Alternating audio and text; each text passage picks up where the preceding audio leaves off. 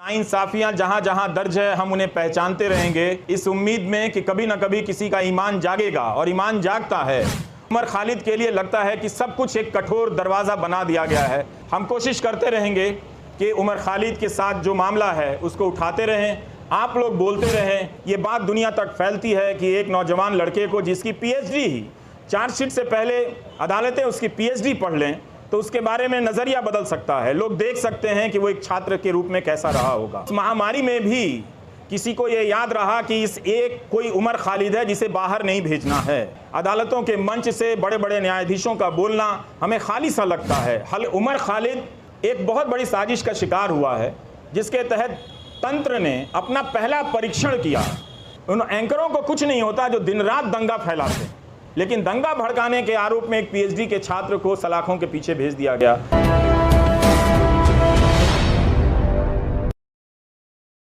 इस दिल्ली में इस तरह के मुद्दे पर ऐसे आयोजन की जगहें भी बहुत सीमित होती जा रही। अच्छी बात है कि प्रेस क्लब है जहां पर आकर लोग अपनी आवाज़ उठा सकते हैं। 1000 दिन से उमर खालिद जेल में हैं। 1000 दिन हो गए, ना तो ट्रायल शुरू हुई ना ज़मानत मिली। हमने तमाम बहसों में, कानून के फ़ैसलों में यही पढ़ा और समझा, अदालतों की टिप्पणियों में देखा और जाना कि ज़मानत अधिकार है और जेल अपवाद है। लेकिन 1000 दिन उमर खालिद के जेल में ही हो गए। और आज आप सभी जो भी इस मौके पर यहाँ जमा हैं, जिन्होंने ट्विटर पर लिखा है, और आप सबके सैकड़ों मोबाइल फ़ोन के ज़रिए जो लाइव लोग देख रहे हैं, उन सब ने एक बहुत बड़ा काम किया है। पूरी कोशिश यही है कि उमर खालिद की लड़ाई भुला दी जाए, लेकिन आप सब ने आकर जता दिया कि लड़ाई भुलाई नहीं जा सकेगी। उसकी अकेले की लड़ाई अंदर की है, लेकिन बाहर भी आप उसकी यातनाओं को जो वो झेल रहे हैं उसे आप महसूस करते रहेंगे। हमने पिछले 9 सालों के दौरान राज्य की हिंसा करने की क्षमता को बदलते हुए देखा है। अब राज्य अपनी पार्टी, गोदी मीडिया और आईटी सेल के ज़रिए आप पर मानसिक हिंसा करता है, आपको बदनाम करता है। और इसकी शुरुआत अगर ठीक तरीके से देखी जाए, संगठित तरीके से देखी जाए, तो उमर खालिद से होती है। जब वो अनजाने में उन टीवी चैनलों के स्टूडियो में चले गए इस उम्मीद में कि इन चैनलों के ज़रिए किसी की बात रखी जाती है, किसी का पक्ष रखा जाता है, मगर जब तक वो जाते तब तक चैनलों ने अपना रुख हमेशा हमेशा के लिए आने वाले 10-12 साल और न जाने और कितने साल के लिए बदल लिया था। तो उस गोदी media, IT cell, political party के ज़रिए एक पीएचडी के छात्र को देशद्रोही के रूप में स्थापित कर दिया गया। समाज की नज़र में उसे कमज़ोर कर दिया गया, जो पहले से ही कमज़ोर था। हमारी आपकी तरह पढ़ने लिखने वाला एक लड़का था जो नहीं जानता था कि उसके पीछे इतनी तैयारी से सिस्टम ने हमले के सामान जुटा लिए। दूसरा तरीका राज्य ने अपने हिंसा का ये बदला, ये आप सभी जो सुन रहे हैं उसे समझना भी चाहिए कि पहले राज्य कानून की धाराओं की आड़ में छिपकर हिंसा करता था, लेकिन अब हिंसा करने के लिए वो कानून बनाने लगा है ताकि वो खुलकर हिंसा कर सके। ये बदलाव आया है और आज राज्य हम सब देख रहे हैं। सिर्फ उमर खालिद नहीं हैं, शोमा सेन भी हैं भीमा कोरेगांव केस में, 5 साल से अंडर ट्रायल हैं। जब बड़े बड़े न्यायाधीशों को अंडर ट्रायल के बारे में बोलते हुए सुनता हूँ तो मुझे लगता है कि यही 2-4 केस उन्हें भी नज़र नहीं आते होंगे, या उन्होंने भी अपनी सुविधा के हिसाब से इन कुछ केस को देखना सुनना बंद कर दिया है, इस तरह से कि ये केस छोड़कर बाकी और केस पर बोला जाए। तो कभी भी सबके सामने में है, सुप्रीम कोर्ट ने तमाम टिप्पणियां की है ज़मानत को लेकर, सबके सामने ये बात है, मगर कभी भी 1000 दिन तो सुनवाई चली है दिल्ली की निचली अदालतों में, बेतवा शर्मा ने लिखा है, और कोई 400-300 दिन दिल्ली हाई कोर्ट में इस तरह से ज़मानत को लेकर सुनवाई चलती रही है। इसके बाद भी ज़मानत एक इतनी मुश्किल उम्मीद इस लड़ाई में बनकर सामने आ गई है। यही उम्मीद कर सकते हैं कि कभी कभी न्याय व्यवस्था की अंतरात्मा किसी रात तो जगती होगी, और जब जग जाएगी तो देखेगी कि कानून के हाथ लंबे नहीं, उस कानून के हाथ रंगे हाथ भी होते हैं। उसे नज़र आएगा, वो बात समझ में आएगी कि क्या हो रहा है। हम सब ने यह भी देखा है कि मीडिया के स्पेस से उमर खालिद को धीरे धीरे पीछे की तरफ धकेल दिया गया, किनारे कर दिया गया, ताकि भुलाने की प्रक्रिया में तेज़ी आए। मैं अक्सर सोचता हूँ कि जो लोग शुरू में बोला करते थे वो लोग आगे चलकर बोलने की प्रक्रिया से ऊब गए, या उस प्रक्रिया के सहयात्री हो गए जिसने ये तय किया है कि हम जब किसी के साथ इस तरह की यातना करेंगे, खूंखार धाराओं में उसे बंद कर देंगे, तो उसे भूल जाना होगा, उसे उसके हाल पर छोड़ देना होगा। उमर खालिद की जितनी भी तस्वीरें आईं इस दौरान, जहाँ भी छपी या चंद वीडियो में नज़र आए, मैंने एक हंसता हुआ लड़का देखा, लेकिन उस हंसी को देखकर अपने भीतर उदासी भर जाती थी कि हंसी जो है वो अपने लिए नहीं, वो हम सब के लिए छोड़कर जा रहा है। कि आप शायद अपनी ज़िंदगी में सामान्य होंगे, इस वक्त एक ओवल में फालतू का मुकाबला चल रहा है, इंडिया ऑस्ट्रेलिया के मैच में ट्वीट करके अपने आप को क्रिकेट प्रेमी जता रहे होंगे। जता सकते हैं, बिल्कुल अपनी ज़िंदगी जी सकते हैं, और ज़िंदगी को उसी रोशनी और संगीत के साथ जी सकते हैं। मगर याद करने का जो फ़र्ज़ था नागरिकों का, बहुत लोगों ने भुलाया, और ये होते हुए हमने देखा। उनके लिए एक ऐसा विषय बन गया जिस पर लिखना, जिस पर बोलना राज्य से टकराने के जैसा हो गया। वो अपना हिम्मत हारने लगे। लेकिन यहाँ आकर यही लगा कि शायद मैं उन 2-4 लोगों की परवाह कर रहा था। आप 1000 लोगों को, सैकड़ों लोगों को नहीं देख रहा था जो आप राज्य से लड़ रहे हैं। राज्य कई तरह के सेंसर लगा रहा है, लेकिन फिर भी आप बातों को पहुंचाने के लिए अपने कैमरे हाथ में थाम कर उठाकर खड़े हैं। ये बहुत बड़ी बात है। मैं याद करना चाहता हूं उमर के साथ आज बेतवा शर्मा को भी, जिन्होंने दिल्ली दंगों के मामले में शानदार रिपोर्टिंग की, आज भी की है बेतवा ने, और पहले भी सफूरा के मामले में उन्होंने शानदार रिपोर्टिंग की, और जिसकी वजह से लोगों ने जाना कि नताशा नरवाल, देवांगना कालिता, इन सब के साथ क्या हो रहा है। इन्हें ज़मानत मिली, लेकिन उमर खालिद को ज़मानत नहीं मिली। हम इस केस के बारे में जिस तरह से आज बेतवा ने लिखा है कि दिल्ली पुलिस की गवाहियों में, उसकी दलीलों में कितने अंतर्विरोध, अंतर पाए गए हैं, ये सब डॉक्यूमेंटेड है। और आप सभी को पढ़ना चाहिए कि एक पत्रकार ने, और पत्रकारिता सीखने के लिए भी पढ़ना चाहिए कि अपनी उस बात को कहने के लिए बेतवा शर्मा और उनकी टीम ने कितने 1000 पन्नों के दस्तावेज़ों को पलटा होगा, और उनके वकीलों ने जो उमर के साथ लड़ रहे हैं, उन लोगों ने कितनी कानून की किताबों को पलटा होगा कि इंसाफ और ज़मानत तक के दरवाज़े तक उमर खालिद को ले जाएं। मगर लगता है कि वो दरवाज़ा, उस दरवाज़े तक पहुंचने का रास्ता बहुत लंबा कर दिया जा रहा है, या शायद उमर खालिद के लिए ही बहुत लंबा है, या शोमा सेन के लिए बहुत लंबा है। स्टेन स्वामी के लिए तो वो दरवाज़ा कभी उस दरवाज़े तक पहुंच ही नहीं पाए, इस दुनिया से चले गए। और भीमा कोरेगांव केस में क्या हो रहा है ये सब हम सब देख रहे हैं।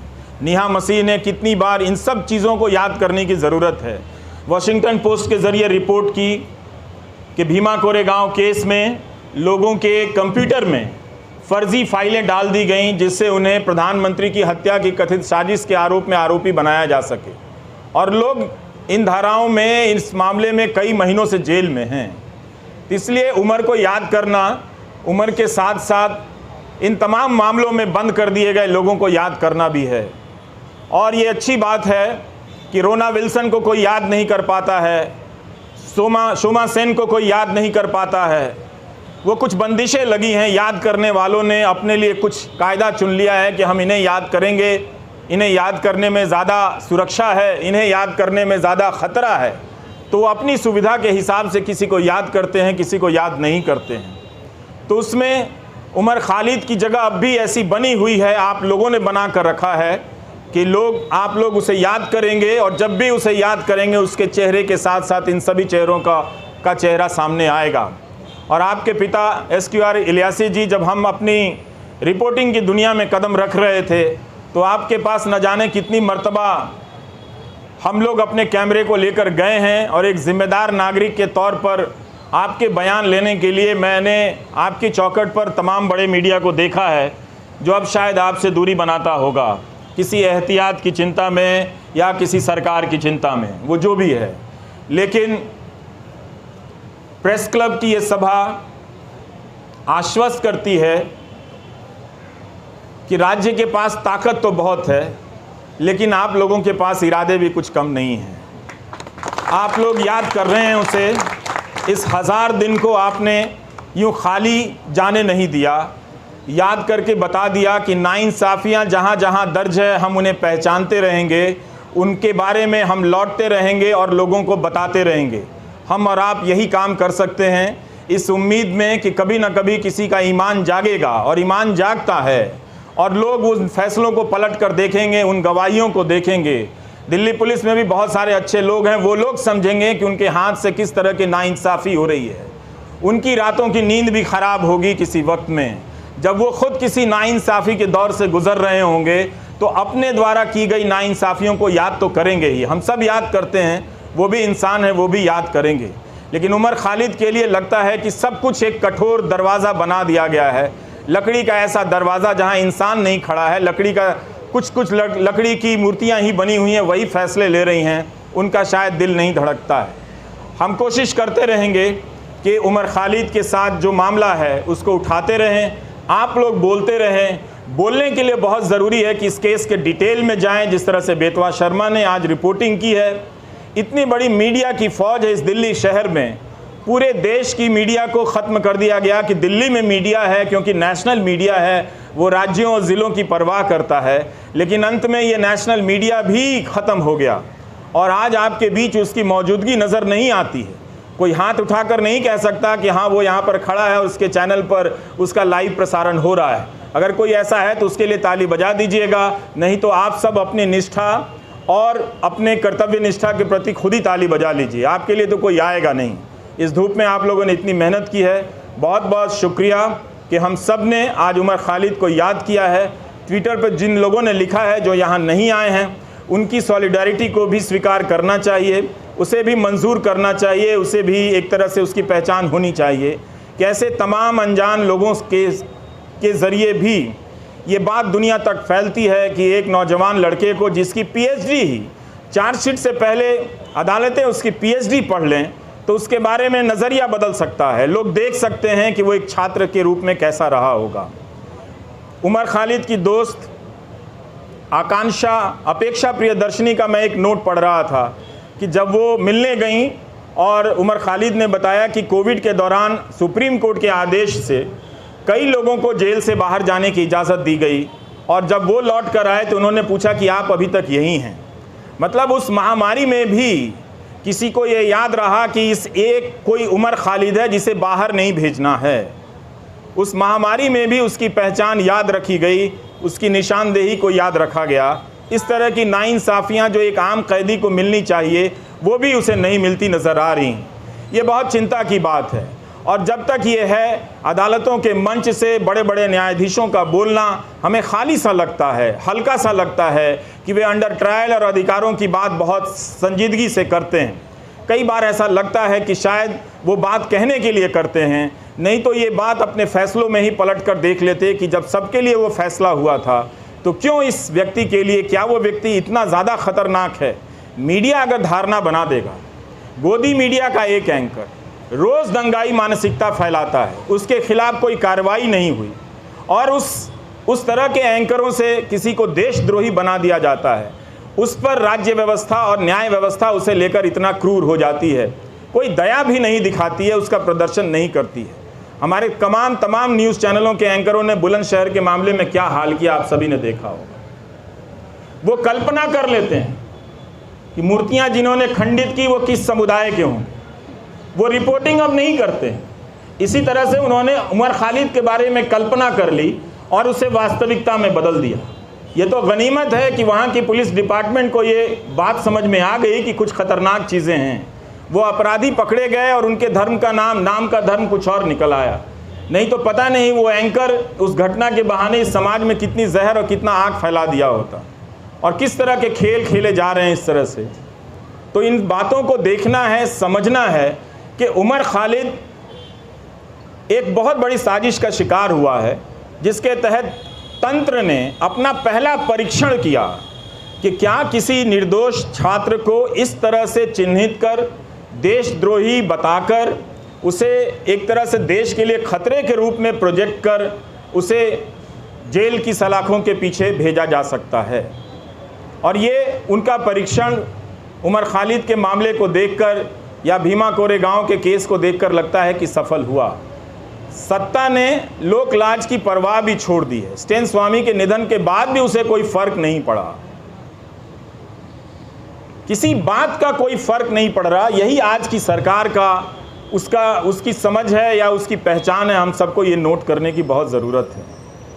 उन एंकरों को कुछ नहीं होता जो दिन रात दंगा फैलाते हैं, दिन रात अनाप शनाप दूसरे समुदाय के बारे में कहते हैं, लेकिन दंगा भड़काने के आरोप में एक पीएचडी के छात्र को सलाखों के पीछे भेज दिया गया, जिसके मामले में ट्रायल शुरू नहीं हुई है और ना ही चार्जशीट वगैरह इन सब ये चीज़ें पेश हुई हैं, ना ज़मानत मिली है इस मामले में। तो हमें ये इस अंतर को पहचानना है कि कुछ लोगों को दंगा फैलाने की खुली छूट मिली हुई है। गोली मारने के नारे लगाए जा रहे थे। वो कौन लोग थे जो इस कानून को लेकर आए और आज तक इस कानून को लागू नहीं कर सके। इस कानून को लागू करने के नियम तक नहीं बनाए गए, लेकिन 2019 के दिसंबर में आप जाकर देखिए लौटकर, तो इस तरह से सब कोई चिल्लाता था, चीखता था सरकार की तरफ से कि इस कानून को सूर्योदय से पहले ही लागू हो जाना चाहिए, ताकि दिन के निकलने से, सूरज के निकलने के साथ ही हम सब इसे लागू करें और देश को बचा लें। मगर अब उस कानून का नाम वो उन इलाकों में ही जाकर नहीं लेते। अब उस कानून का खौफ मणिपुर में भी पैदा हो गया है। वहाँ भी कुकी जनजाति के लोग इस बात से चिंतित हैं, घबराए हुए हैं कि क्या कहीं ऐसा होगा कि हमें भी एनआरसी की यातनाओं से गुजरना होगा। तो मणिपुर को लेकर देख लीजिए या दिल्ली दंगों को लेकर, जिसकी जवाबदेही तय होनी चाहिए थी गृह मंत्री की, उनकी जवाबदेही तय नहीं हुई, आज तक तय नहीं हुई। गोली मारने के जो नारे लगा रहे थे उनका मंत्रिमंडल में प्रमोशन हो जाता है। सुप्रीम कोर्ट को कहना पड़ा दिल्ली पुलिस से कि ये जो नारे लगा रहे हैं वो मेडिकल प्रिस्क्रिप्शन नहीं है। इसके बाद भी जो व्यक्ति शांति की अपील करता रहा, शांति की बातें करता रहा, वो दंगों की साजिश के आरोप में जेल में इस तरह से बंद कर दिया गया है। तो इस 1000 दिन को आप याद रखें। ये 1000 दिन सिर्फ उम्र के नहीं हैं, ये 1000 दिन भारतीय नागरिक समाज, न्याय व्यवस्था की अफसोस के दिन भी हैं, उनके शर्म के भी दिन हैं। नमस्कार, थैंक यू।